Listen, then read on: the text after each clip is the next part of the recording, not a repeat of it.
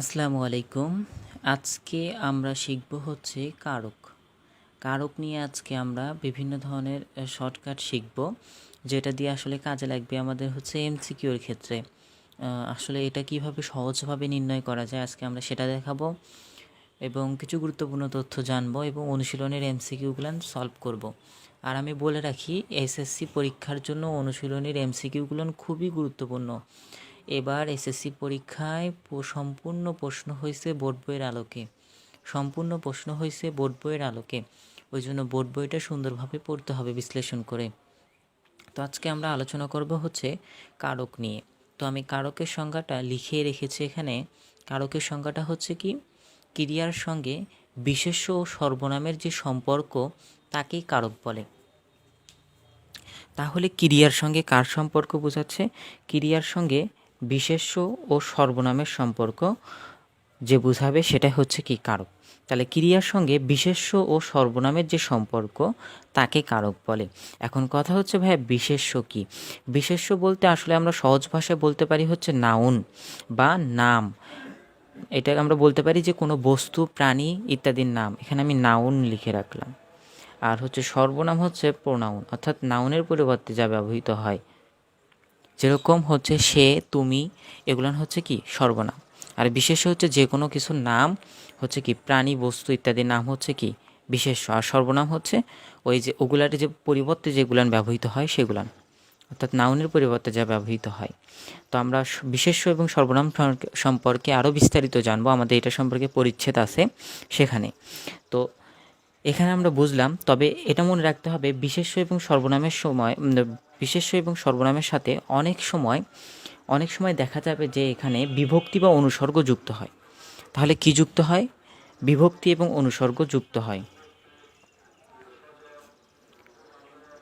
বিভক্তি বা অনুসর্গ যুক্ত হতে পারে। তাহলে বিশেষ্য এবং সর্বনামের সাথে অনেক সময় কি যুক্ত হয়? বিভক্তি এবং অনুসর্গ যুক্ত হয়। এটা হচ্ছে এমসিকিউ আসতে পারে, এটা এমসিকিউ আসতে পারে। তাহলে আমরা কি দেখলাম? বিশেষ্য এবং সর্বনামের সাথে অনেক সময় বিভক্তি এবং অনুসর্গ যুক্ত হতে পারে। তো এখন আমরা দেখব কারকের প্রকারভেদ। কারককে 6 ভাগে ভাগ করা যায়। এটা এমসিকিউর জন্য খুবই ইম্পর্টেন্ট। এটা এমসিকিউ আসে যে কারক কত প্রকার? 6 প্রকার। এটা মনে রাখতে হবে যে কারক 6 প্রকার।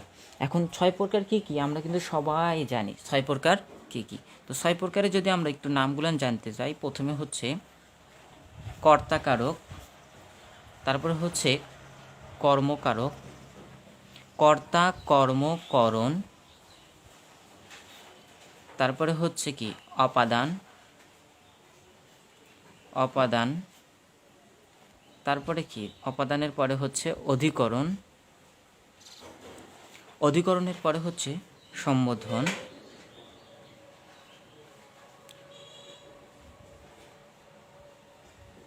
আচ্ছা সম্বোধন কারক। এখন হচ্ছে আমরা এগুলোর সংজ্ঞা বইয়ে দেয়া আছে, বই থেকে দেখে নেব। তবে আজকে আমি এগুলান কিভাবে নির্ণয় করতে পারবো এটা আজকে দেখাবো।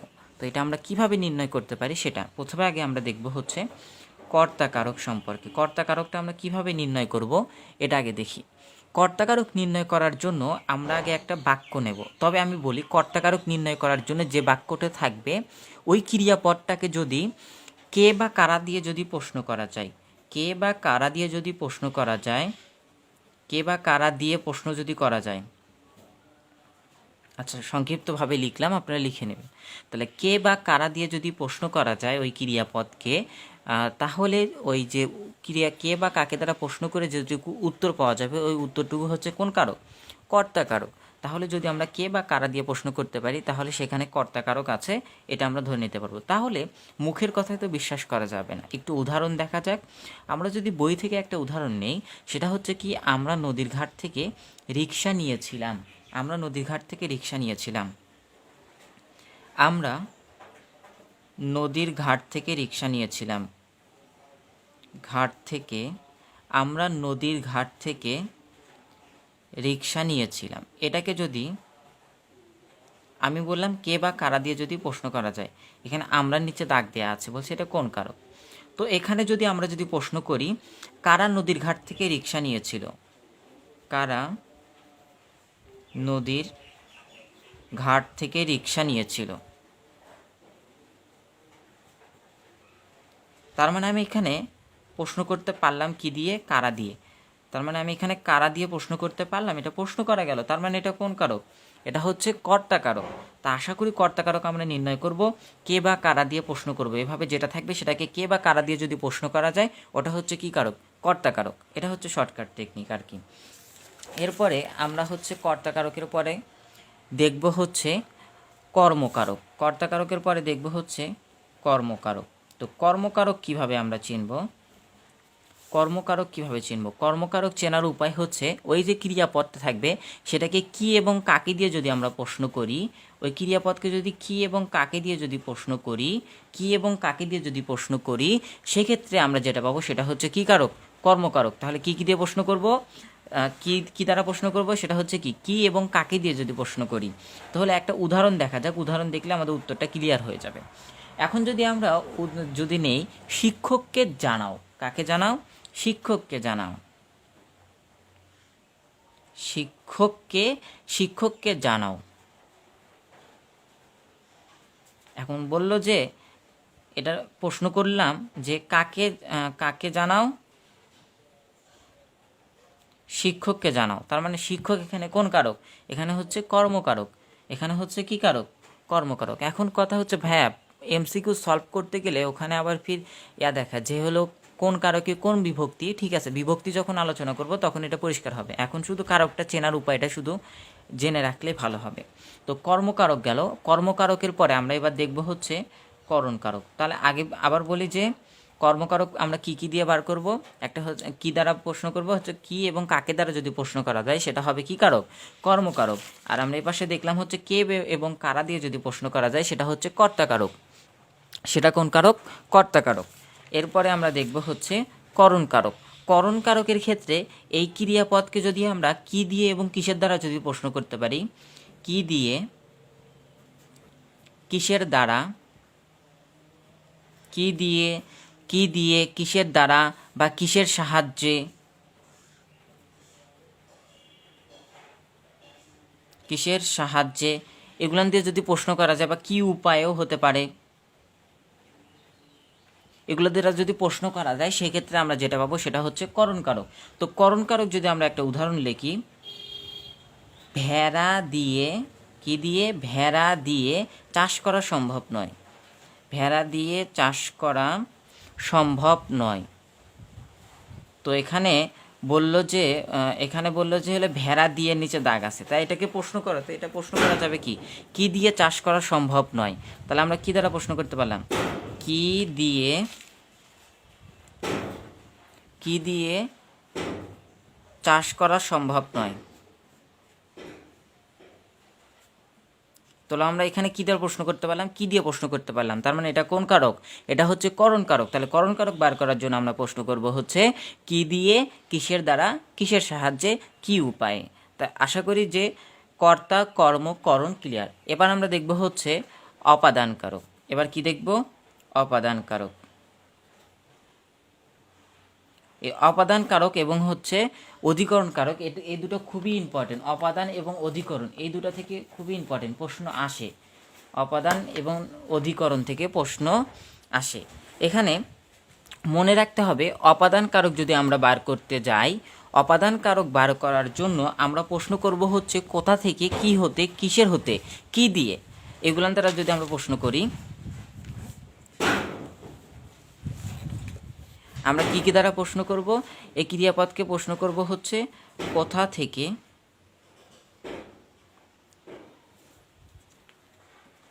তাহলে আমরা প্রশ্ন করব হচ্ছে কোথা থেকে, কি দ্বারা প্রশ্ন করব?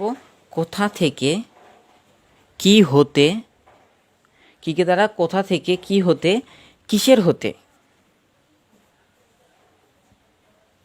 কিসের হতে, এগুলোর দ্বারা যদি প্রশ্ন করি সেটা আমরা কোন কারক পাবো? সেটা পাবো হচ্ছে অপাদান কারক। তাই এবার আমরা যদি একটা উদাহরণ লিখি, জমি থেকে ফসল পাই, জমি থেকে ফসল পাই, এটা যদি প্রশ্ন করি এটা কি হবে? কোথা থেকে ফসল পাই।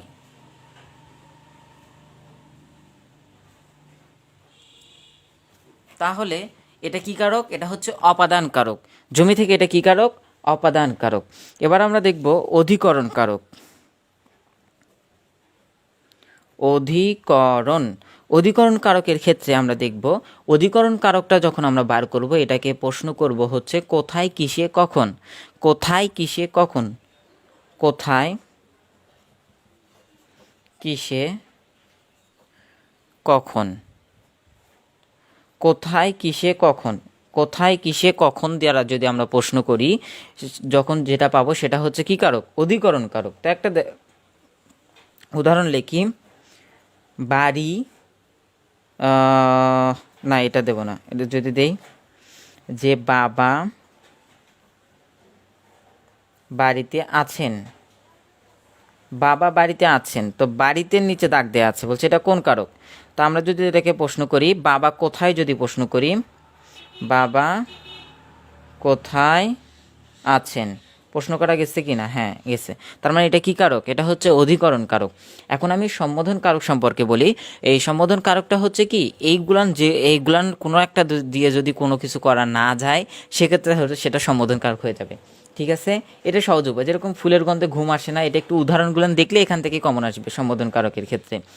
আর অধিকরণ কারকের ক্ষেত্রে কিছু মনে রাখতে হবে। অধিকরণ কারকের ক্ষেত্রে এটা এমসিকিউ আছে যে অধিকরণ কারকে স্থান, কাল, বিষয়, ভাব। এই অধিকরণ কারকের ক্ষেত্রে স্থান, কাল, বিষয় ও ভাব নির্দেশ করে। তো এই কারকটা কি কি নির্দেশ করে? স্থান, কাল, বিষয়, ভাব, এগুলো নির্দেশ করে কোন কারক? অধিকরণ কারক। এটা হচ্ছে অধিকরণ কারক চেনার উপায়। তা একবার যদি বলি যে সহজভাবে যদি বলি, প্রথমে হচ্ছে কি আমরা দেখলাম কারক কত প্রকার, দেখলাম কারক কাকে বলে এটা তো আমরা সংজ্ঞা দেখলাম যে কারক হচ্ছে ক্রিয়ার সঙ্গে বিশেষ্য ও সর্বনামের যে সম্পর্ক তাকে কারক বলে। এই কারকে বিশেষ্য এবং সর্বনামটা কি? বিশেষ্য হচ্ছে নাউন, সর্বনামটা হচ্ছে প্রোনাউন। আর কারক হচ্ছে 6 প্রকার। একটা হচ্ছে কর্তা, কর্ম, করণ, অপাদান, অধিকরণ, সম্বোধন কারক। আর কর্তা কারক আমরা কিভাবে বের করব? কর্তা কারক বের করার জন্য আমরা কে এবং কারা দিয়ে প্রশ্ন করব। আর হচ্ছে তারপরে আমরা যদি কর্তা কর্মকারক বের করতে চাই, কর্মকারক বের করার ক্ষেত্রে আমরা কি এবং কাকে দিয়ে প্রশ্ন করব। আর করণ কারকের ক্ষেত্রে কি দিয়ে, কিসের দ্বারা, কি সাহায্যে, কি উপায় দ্বারা প্রশ্ন করব।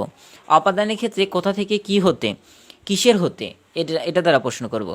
অধিকরণ কারকের ক্ষেত্রে কোথায়, কিসে, কখন, এটা দ্বারা প্রশ্ন করব। এটা মনে রাখতে হবে স্থান, কাল, বিষয় এবং ভাব নির্দেশ করে। এবার আমরা কিছু এমসিকিউ দেখব বোর্ড বই থেকে। বোর্ড বই থেকে এমসিকিউ দেখব, দেখি আমরা পারি কিনা। আচ্ছা, এখানে আমি কিছু এমসিকিউ বোর্ড বইয়ের দাগিয়ে রাখছি। এটা আমি পড়ছি যখন তখন দাগাইছিলাম আর কি। তো এখানে লেখা আছে প্রথমে যে এমসিকিউটা, এখানে লেখা আছে বাক্যের ক্রিয়ার সঙ্গে কোন পদের সম্পর্ককে কারক বলে। আমরা কিন্তু কিছুক্ষণ আগেই দেখলাম যে বাক্যের সঙ্গে বিশেষ্য ও সর্বনামের যে সম্পর্ক সেটাই কিন্তু কারক। তাহলে কি হবে? বিশেষ্য এবং সর্বনামের যে সম্পর্ক সেটাই হচ্ছে কারক। তো ক্রিয়ার সঙ্গে সরাসরি সম্পর্ক নেই তেমন কারকের নাম কি? সম্বোধন কারক। কারণ আমরা দেখলাম প্রত্যেকটা ক্রিয়াপদকে প্রশ্ন করা যাচ্ছে কোনো না কোনো ডাব্লিউএস ওয়ার্ড দ্বারা, কিন্তু সম্বোধন কারকে প্রশ্ন করা যাচ্ছে না। তার মানে ওই কারকে কি নাই? ক্রিয়ার সঙ্গে সরাসরি সম্পর্ক নেই তেমন কারক হচ্ছে কোন কারক? সম্বোধন কারক। বাংলা ভাষায় কারকের সংখ্যা কতটি? 6টি। আমরা নদীর ঘাট থেকে রিক্সা নিয়েছিলাম। আচ্ছা, আমরা নদীর ঘাট থেকে রিক্সা নিয়েছিলাম বাক্যটিতে কোন কারক? কারা রিক্সা নিয়েছিল? কারা দিয়ে কিন্তু প্রশ্ন করা গেল। তাই আমি বলছি কারা দিয়ে যদি, কে এবং কারা দিয়ে যদি প্রশ্ন করা যায় সেটা কোন কারক হবে? সেটা হচ্ছে কর্তা কারক। যাকে আশ্রয় করে কর্তা ক্রিয়া সম্পাদন করে সেটা কোন কারক? ক্রিয়া যাকে আশ্রয় করে, যাকে আশ্রয় করে ক্রিয়া সম্পাদন করবে সেটা হচ্ছে কর্মকারক। সেটা হচ্ছে কি কারক? কর্মকারক। শিক্ষককে জানাও, কাকে জানাও? শিক্ষককে জানাও, কাকে দ্বারা প্রশ্ন করা গেল, তার মানে এটা হচ্ছে কি কারক? কর্মকারক। ভেড়া দিয়ে চাষ করা সম্ভব নয়, কি দিয়ে চাষ করা সম্ভব নয়? ভেড়া দিয়ে। তাহলে কি দিয়ে, কি উপায়ে, কিসের মাধ্যমে? এটা হচ্ছে কোন কারক? করণ কারক। জমি থেকে ফসল পাই, কোথা থেকে ফসল পাই? এটা হচ্ছে কোথা দ্বারা প্রশ্ন করা গেল? অপাদান কারক। কোন কারকে মূল ক্রিয়ার সঙ্গে সময় ইত্যাদি বোঝায়? অধিকরণ কারকের ক্ষেত্রে সময় ইত্যাদি বোঝায়, সময় ইত্যাদি বোঝায়। এই যে আমি বলছি কি কাল, স্থান, কাল, বিষয়, ভাব, এই কাল মানেই কিন্তু সময়। সেজন্য এখানে বলছে কি যে কোন কারকে মূলত ক্রিয়ার সঙ্গে সময় ইত্যাদি বোঝায়, ক্রিয়ার সঙ্গে ক্রিয়ার স্থান সময় বোঝায়, সেটা হচ্ছে কি কারক? অধিকরণ কারক মনে রাখতে হবে। গাছের ফল পেকেছে, এখানে কোন বিভক্তির প্রয়োগ হয়েছে? আচ্ছা, গাছের ফল পেকেছে, এখানে গাছের যে শব্দটা আছে, এখানে গাছ কিন্তু মূল শব্দ, সেটার সাথে কি যুক্ত হয়েছে? এর যুক্ত হয়েছে। এরকম কি গাছের সাথে কি যুক্ত হয়েছে? এর যুক্ত হয়েছে। এই যে আমি এখানে একটু লিখলাম, গাছটা হচ্ছে মূল শব্দ, গাছ হচ্ছে মূল শব্দ, তার সাথে এর যুক্ত হয়েছে, সেটা হয়ে গেল কি? গাছে। এটাই বলছে আর কি। তো আশা করি আজকে এই কারকের যে এমসিকিউ করার ক্ষেত্রে যে সকল সাহায্য দরকার সেগুলো আমি বলে দিলাম। এই উপায়ে যদি কোনো সমস্যা হয় ভিডিওটা আরেকবার দেখবেন, ঠিক হয়ে যাবে ইনশাল্লাহ। আজকে এই পর্যন্তই, সকলে ভালো থাকবেন। আসসালামু আলাইকুম।